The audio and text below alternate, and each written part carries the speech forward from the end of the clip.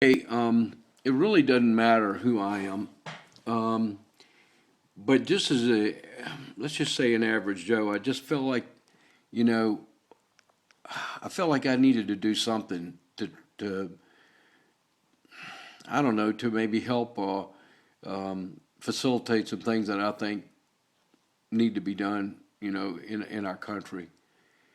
And I want to call this piece, "Do You Hear the Trumpets Blowing?"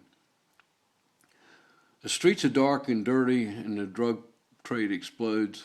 The average American wonders what's going on. He puts another lock on his door. And Joe gets up in the morning early to get to work on time, and the boss hands out the paychecks, and he feels like he's let his family down. Sunday, he fixes the family breakfast. They laugh and joke around, then they race to put their clothes on to make it to church on time. They put the money in the offering plate and sang their favorite hymns and somehow believe God is watching and he's going to do something. Mama's put the turkey in the oven. They enjoy the Sunday feast. The kids change their clothes and they meet their friends laughing in the street. Joe turns on the television. Mom shakes her head as she knits. Another bomb has exploded somewhere, killing innocent people trying to get their family fed. Then this loudmouth comes on the set saying, "This doesn't have to go on." Joe thinks he's a jerk and has the manners of a dog. But he remembers the stories in the Bible how God used imperfect people to get things done.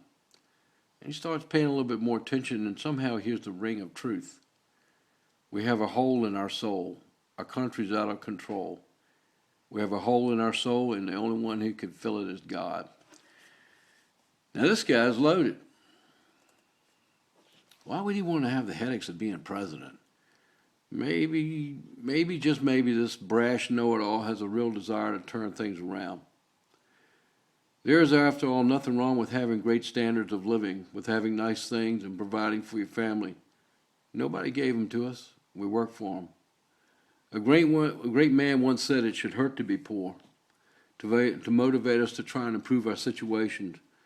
We are handcuffed by government overreach and unbearable taxes. Let us unite behind this non-politician and forgive his inadequacies and help him to help us.